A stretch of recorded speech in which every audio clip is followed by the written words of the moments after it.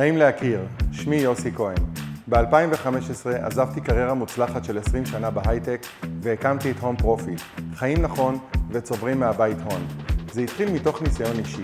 לפני כ-20 שנה, כשנולד בננו השלישי, נזקקנו לדירה מרווחת יותר. מכרנו וחיפשנו בית חדש בשכונה שלנו, אבל המחירים עלו והפכו לבלתי אפשריים.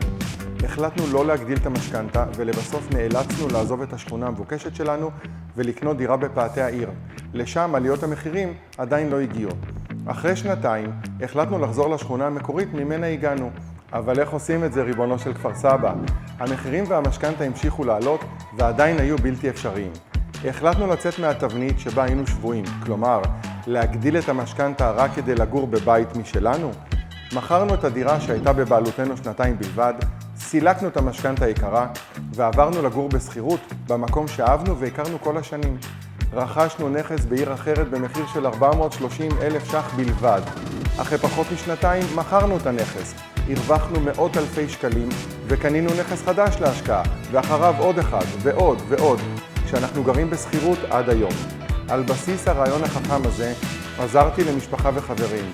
לאורך השנים פיתחתי שיטה סדורה ומצליחה להשקעה בנדל"ן. אני פוגש זוגות צעירים, גרושות, גרושים, אנשים עם כסף פנוי בגיל הביניים ועוד. בשלב הראשון אני מנתח את מצבם הכלכלי, בונה ומציג תוכנית השקעה מדויקת באקסל, וזאת ללא חיוב ובלי התחייבות. לאחר אישור התוכנית אני יוצא לאתר את הנכס שיממש את התוכנית בפועל ויביא לכם את התשואה והרווחים שהוצגו בתוכנית.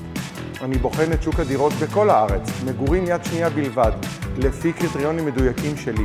אני 100% בצד שלכם מול המוכרים והמתווכים וממשיך בליווי התהליך גם בשלב החוזים מול עורך הדין. אתם חוסכים ובטוחים ואני מרוויח לקוחות מרוצים וממליצים. להשקעות מעבר לים אני מציע את בולגריה, שם פוטנציאל הרווח עצום, המיסוי מינימלי והעסקאות פשוטות ומניבות. אני אזרח בולגרית ומכיר את השוק הבולגרי היטב. הקמתי בבולגריה חברה וצוות מקצועי שמכסה כל פרט ושלב בתהליך ההשקעה מקצה לקצה.